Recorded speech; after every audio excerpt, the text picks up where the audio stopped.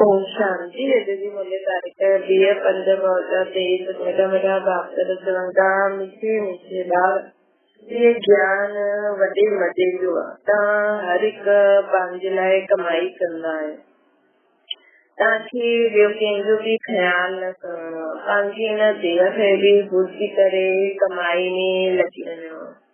प्रश्न अविनाशी कमाई करण जी विधि छा आहे? हिन कमाई सां वंचित केरु रही सघंदो आहे? उत्तर आहे अविनाशी कमाई करण जे लाइ राति व अमृत वेले राति जो अमृत वेले टिकी करे बाप खे यादि करणो आहे, विचार सागर मंथन करणो आहे। कमाई में कॾहिं उबासी व निंड न ईंदी आहे। तव्हां हलंदे फिरदे बि बाप जी यादि में रहो त हर सेकेंड कमाई आहे।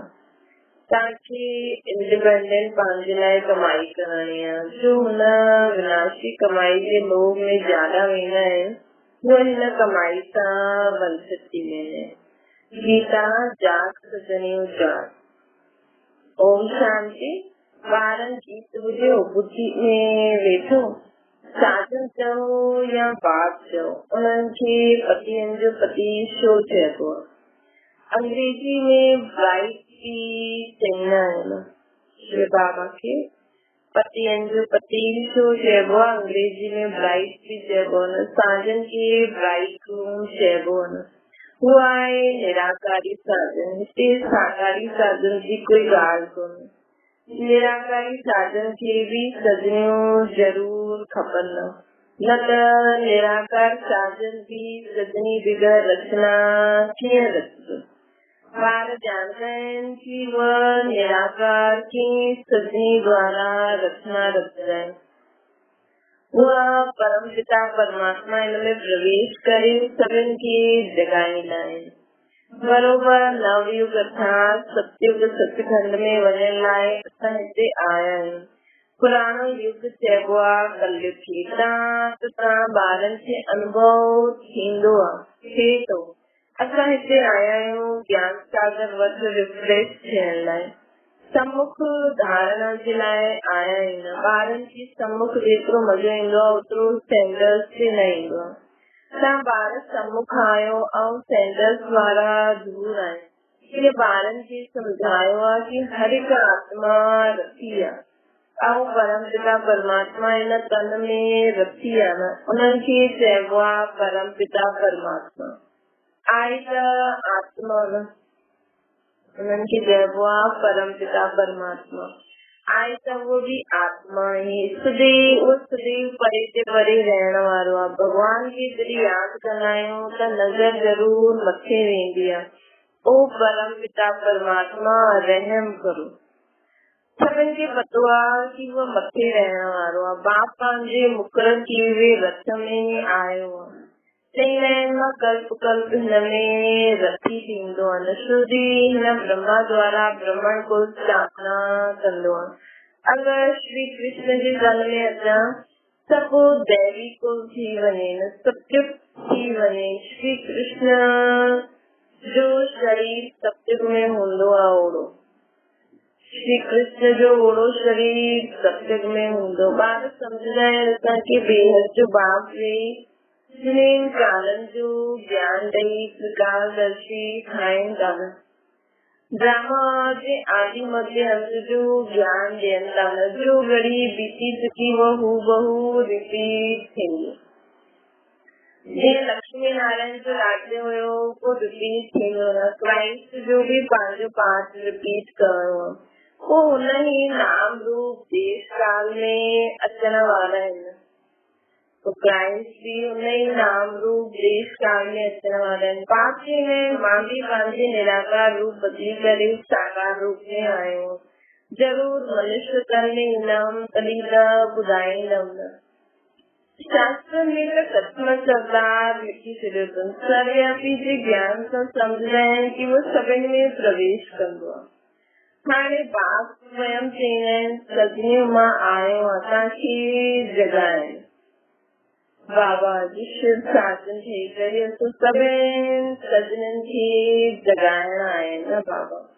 नई दुनिया स्थापना करण आया आहिनि। जो सत्य हुयो हाणे पर उहो रिपीट थींदो। हाणे नवयुग अचण वारो आहे। दुनिया सम्झी आहे नवयुग अचण में 40,000 वर्ष पिया आहिनि। ये मनुष्य जी ॾाढी भूल आहे। हाणे ॿार निश्चय बुद्धि थी विया आहिनि। दुनिया वारनि जे लाइ ज़रूर नयो ज्ञान आहे। सत्य में देवी देवता हूंदा, ॿिया धर्मनि जो पतो ई बि न रही।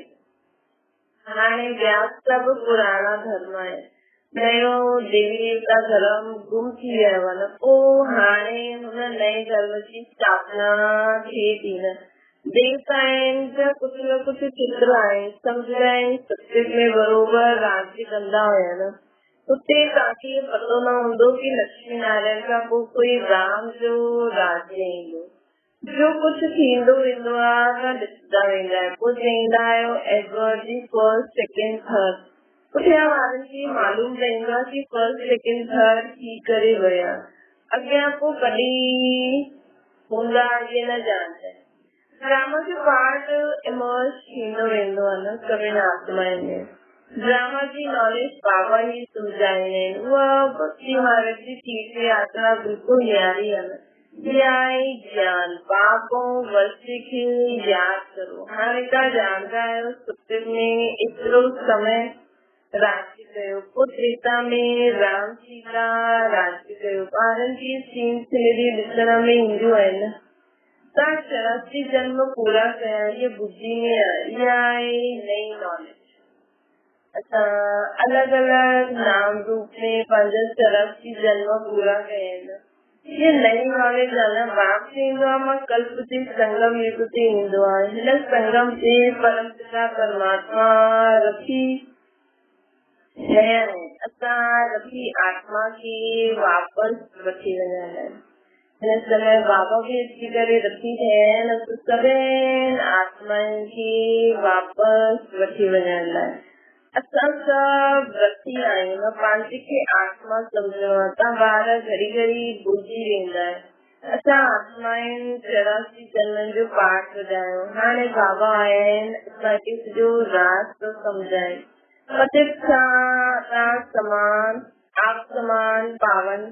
पतित सां बाबा असांखे पाण जहिड़ो पावन ठाहींदा आहिनि। इहे बेहद हिकु ई बाबा जो ॿारनि खे आप समान ठाहींदा आहिनि। लौकिक बाप कॾहिं ॿारनि खे आप समान न ठाहींदो। हिकु ई बाप जा ॿार कोई कारपेंटर हूंदो, कोई सर्जन, कोई इंजीनियर। हिते ईअं न आहे। हिते तव्हां सभी मनुष्य खां देवता था ठहो न। तव्हां बैरिस्टर सर्जन आदि न ठहींदा आहियो। तव्हां ॼाणंदा आहियो परम पिता परमात्मा असांखे पढ़ाईंदा। बाबा असांखे पढ़ाईंदा। जेका असां पढ़ी करे तो देवी ऐं देवता थींदासीं न। अहिड़ो स्कूल काथे न ॾिठो हूंदो जो सभु चवनि कि असां तो देवी देवता पद पाइण लाइ पढ़ाई था करूं। बाबा चवनि था अहिड़ो स्कूल काथे न ॾिठो जो असां तो देवी देवता पद पाइण लाइ पढ़ूं। दिन प्रतिदिन वृद्धि थींदी रहंदी आहे। पोइ मकान बि वृद्धि के पाईंदा रहंदा आहिनि। ॿारनि जो प्रभाव निकिरंदो वेंदो त ॾाढा सॾु कंदा आहिनि। हिते अची करे असांखे मनुष्य खां देवता ठाहिण लाइ राज्य ठाहियो। ॾाढा वृद्धि थींदी वेंदी। बाप पोइ बि ॿारनि खे चईंदो आहे रात की अथवा रात जो अथवा अमृत वेलो जागो। हिनमें ॾाढी कमाई आहे। बाबा चईंदा आहिनि मनुष्य जो ॾाढी कमाई करण जो शौक़ीन हूंदा आहिनि। उन्हनि खे रात जो बि ग्राहक मिली वेंदा आहिनि त जगदा आहिनि। मनुष्यनि खे संपत्ति 84 घंटा मिली वञे त बि पंहिंजी निंड बि फिटाए ॾींदा। कमाई में को बि निंड न ईंदी आहे। कमाई न हूंदी आहे त पोइ उबासी नींद आदि ईंदी आहे, निंड आदि ईंदी आहे। कमाई में ॾाढी ख़ुशी थींदी आहे न।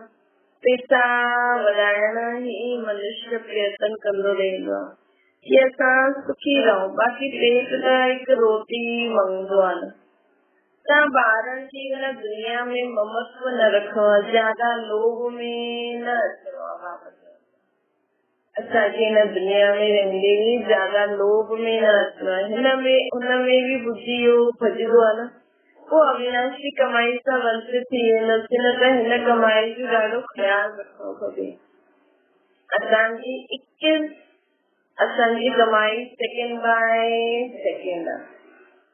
असांजी सेकंड बाय सेकंड बाबा कमाई कराइनि था। पोइ अगरि हलते फिरते बाप खे यादि करो त ॾाढी भारी कमाई आहे। ऐं कमाई अहिड़ी हलते फिरते थींदी आहे छा?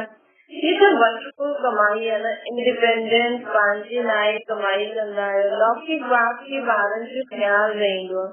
ॿार सुखी रहनि, खाईंदा रहनि। हिनमें ॿारनि जो ख्याल न रहंदो। असां इंडिपेंडेंट पंहिंजे लाइ कमाई कंदा आहियूं। पंहिंजे लाइ ॼणनि जे लाइ कमाई कंदा आहियूं। कहिड़ो मज़े जो ज्ञान आहे न। हर हिकु ॿार खे पंहिंजे लाइ कमाई करणी आहे। ॿार मित्र संबंधी खे बि चईंदा, ॿार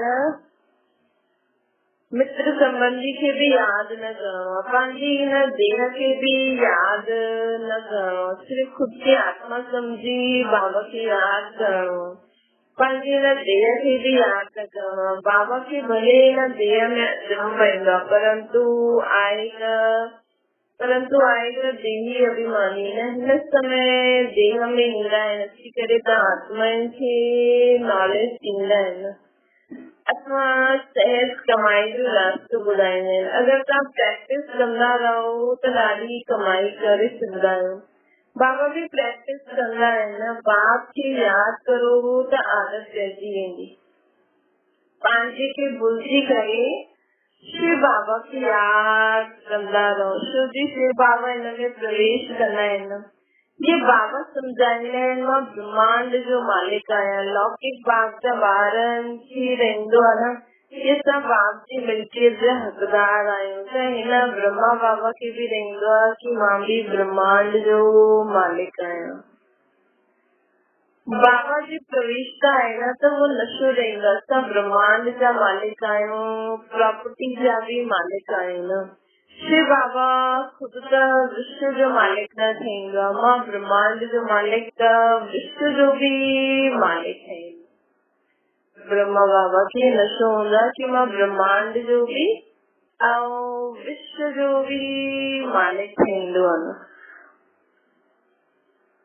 बाबा सिर्फ़ ब्रह्मांड जो मालिक आहे। तव्हां बि विश्व जा मालिक थींदा आहियो न। राजा साहिब प्रजा सम्झंदा आहिनि असां विश्व जा मालिक आहियूं। ॼाणे रहिया आहिनि असां विश्व जा मालिक आहियूं। इहे सम्झण सां बि ख़ुशी जो पारो चढ़ंदो आहे न। ॻायल बि आहे, अखियुनि जे सुख पुछणो आहे त गोपी वल्लभ जे गोप गोपियुनि खां पुछो। ईअं न कि गोपी वल्लभ खां पुछो। वल्लभ बाबा खे चइबो आहे न। वल्लभ बाप खे त विश्व जे मालिक बणे जो सुख पाइणो न आहे। बाप केतिरो ऊंचो उठाईंदो आहे कि ब्रह्मा चईंदा आहिनि मां बि पंहिंजे खे ब्रह्मांड जो मालिक सम्झंदो आहे न। सॼी दुनिया में कोई न सम्झी सघंदा आहिनि कि मां ब्रह्मांड जो मालिक आहियां। ये न कि ब्रह्म में लीन थी वेंदा। काथे ब्रह्म में लीन थियण, काथे ब्रह्मांड जो मालिक थियण, ब्रह्मांड ॾाढो फर्क़ु आहे न। ब्रह्म में लीन त कोई थी न सघंदा, परंतु ब्रह्मांड जो मालिक मतलब शिव बाबा पंहिंजी शक्ति सां सभिनी आत्माउनि खे मथे वठी वञी सघंदा एतिरी शक्ति। त ब्रह्मांड जो मालिक मतलब कि ब्रह्मा बाबा में भी एतिरी शक्ति आहे कि सभिनी आत्माउनि खे नंबरवार पाण सां गॾु मथे वठी वञे। ऐं विश्व जो मालिक मतलब पूरे विश्व में ब्रह्मा बाबा की आत्मिक स्थिति चारों ओर फैले। पवित्रता, शांति, खुशी के वाइब्रेशन में सभी आत्माओं, प्रकृति, तत्व, ग्रह पलन।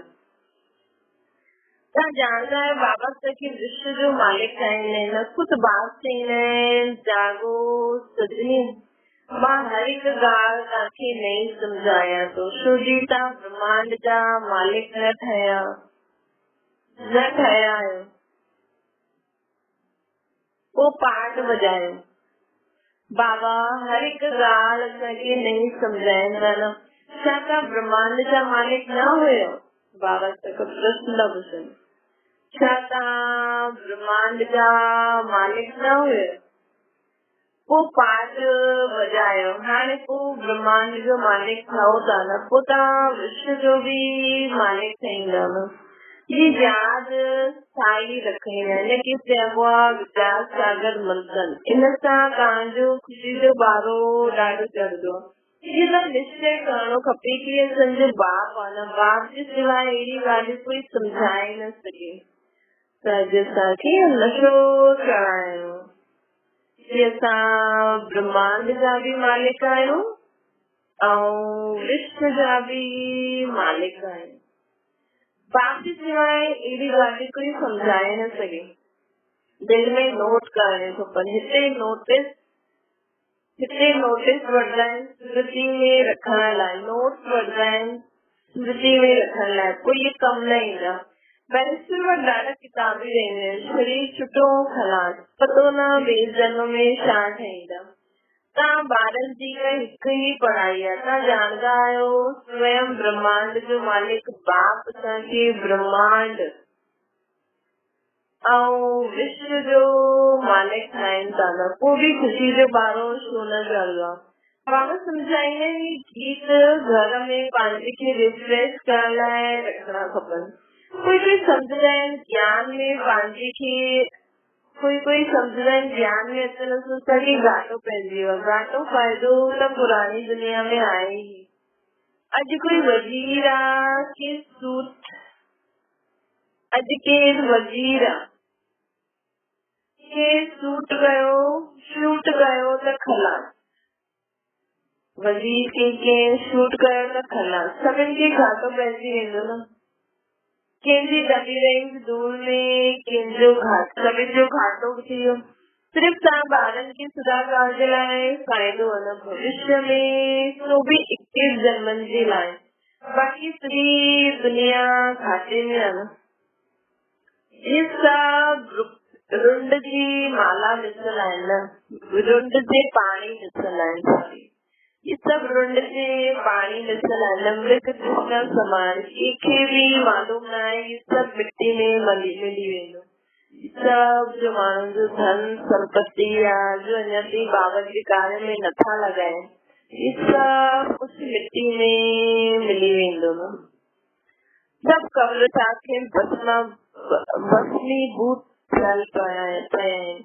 तव्हां इहे सभु ॼाणंदा आहियो तव्हां में बि जो ॾाढा होशियार आहिनि उन्हनि खे मालूम आहे कि दुनिया जीअं बंबोर आहे सभु कब्र दाख़िल थी वेंदा याद करो सभु कब्र दाख़िल थी वेंदा न बाक़ी पांडवनि जी विजय थी विश्व ते अथवा नई दुनिया ते विजय पाई छो जे तव्हां पांडव ईश्वर खे ॼाणंदा आहियो उन्हनि सां प्रीत रखंदा आहियो न जेतिरो जो प्रीत रखंदो जेतिरो जो यादि कंदो ओतिरी उहो कमाई कंदा आहिनि अहिड़ो कॾहिं न ॿुधियो हूंदो हीअं कॾहिं ॿुधियो जो बाबा असांखे ॻाल्हि भारत जो प्राचीन योग ॾाढो नामी ॻामी आहे इहे बाबा बि न ॼाणंदा हुया हाणे सभु ॻाल्हियूं बुद्धि में आयूं आहिनि बाबा चवंदा आहिनि सृष्टि जे आदि मध्य अंत जो ज्ञान जो तव्हांखे ॿुधायां थो उहो सतयुग में न रहंदो उते त तव्हांजी प्रारब्ध जा सुख जो पाठ आहे जो कल्प पहिरियों हलियो हुयो उहो ई हलंदो ये ज्ञान बाप हिकु ई बार अची करे ॾींदो आहे अंत ताईं ॾींदा ई रहंदा तव्हां भले काथे बि हुजो शरीर छुटे शिव बाबा जी यादि में दर्शी पंजे ज्ञान में ज्ञान अमृत मुख में हुजे सुदर्शन चक्र यादि हुजे तॾहिं प्राण तन सां निकिरे ज्ञान रतन मुख में हुजे सुदर्शन चक्र यादि हुजे तॾहिं सम्झा प्राण तन सां निकिरनि काथे बि चइबो बि है न चईंदा आहिनि उहो भक्ति वारनि जी कहावत आहे काथे ज्ञान जी ॻाल्हियूं काथे हिन जी कॉपी उहो पोइ तू जल ऐं गीतायूं ॿुधाईंदा भक्ति मार्ग में बि ॻाल्हाईंदा न गीतायूं या ग्रंथ शास्त्र पंहिंजे धर्मनि जा पढ़ंदा आहिनि हिते त बाबा चवंदा आहिनि ज्ञान जल मुख में हुजे मतलब असांजे जाने के ज्ञान ॿुधाईंदे या त मनी मन में असांजो ज्ञान जो सिमरन हुजे, स्वदर्शन चक्र याद हुजे ऐं बाबा जी याद में शरीर छॾे ॾियो। त बाबा चवनि था कि काथे वो भक्ति मारण जी दावत, काथे ये ज्ञान मारण जी। मनुष्य जॾहिं मरण ते हूंदा आहिनि त हथ में माला ॾींदा आहिनि, त हिन राम राम चओ त सदगति थी वञे, परंतु राम केरु काथे आहे कोई ॼाणंदो ई न आहे। कोई राम खे कोई हनुमान खे यादि कंदो आहे, अनेकनि खे यादि करण सभु इनखे चइबो आहे भक्ति। हाणे तव्हां हिक खे यादि कंदा आहियो न, जो तव्हांखे ज्ञान ॾींदो आहे, तव्हांजी सदगति कंदो आहे न।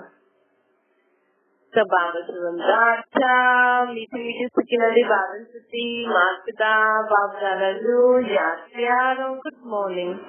रूहानी बाप जी सभे रूहानी ॿारनि खे नमस्ते। असांजी बि रूहानी माता पिता बाप दादा खे यादि प्यार गुड मॉर्निंग ऐं नमस्ते। धारणा जे लाइ मुख्य साई ख़ुशी में रहण जे लाइ विचार सागर मंथन करणो, नशे में रहणो आहे कि असां ब्रह्मांड जा ऐं विश्व जा मालिक थियण वारा आहियूं। ॿियो आहे हिकु बाप सां सच्ची प्रीत रखी कमाई करणी आहे। असां आत्मायूं हिन देह में रखी आहियूं न, हिन रखी सम्झी देही अभिमानी ठहो ठहण जो अभ्यास करणो। स्वयं खे हिन रथ में रखी सम्झी देही अभिमानी ठहण जो अभ्यास करणो। मां आत्मा हिन प्रकृति जे विच में वेठी आहियां, मां आत्मा हिन देह में रखी आहियां ऐं हीअ देही अभिमानी ठहण जो अभ्यास करणो। वरदान नए से नए ऊंचे से ऊंचे संकल्प द्वारा नई दुनिया की झलक दिखाने वाला श्रेष्ठ आत्मा ठहियो। नयो ॾींहुं नई रात सब ट्रेन, लेकिन तव्हां श्रेष्ठ आत्मा जो हर सेकेंड हर संकल्प नए से नए ऊंचे से ऊंचो हुजे, सुठे से सुठो रहे त चारों ओर खां नई दुनिया जी झलक दिखाइण इस तरह जो आवाज फैलंदो।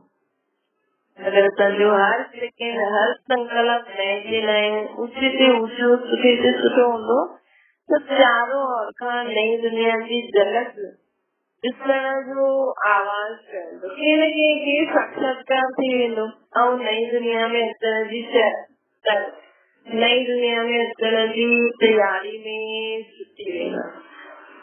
मतलब असां हिते बाबा खे यादि करे हर सेकेंड हर संकल्प असांजो नए से नए ऊंचो तो ऊंचो असां करूं था। हिन जे बदिले माण्हुनि खे काथे न काथे साक्षात्कार थी वेंदो त उहो नई दुनिया में अचण जे लाइ तयारी में जुटी वेंदा। ये साधना जे आदि में स्वप्न साक्षात्कार की लीला विशेष रही। यह अंत में भी यह लीला प्रतीक्षा करण के निमित्त थींदी। असां जाते भी आहियूं के बाबा की याद करे हर सेकेंड हर संकल्प नए से नयो सुठे से सुठो करणो। स्लोगन है माया जी ठहिणो आहे त हिकु बाप खे पंहिंजो कंपेनियन ठाहियो ऐं उन्हनि जी कंपनी में रहो। अगर असांखे माया जी ठहिणो आहे त बाबा खे पंहिंजो कंपेनियन ठाहियो ऐं हुननि जी कंपनी में रहो। ओम शांति।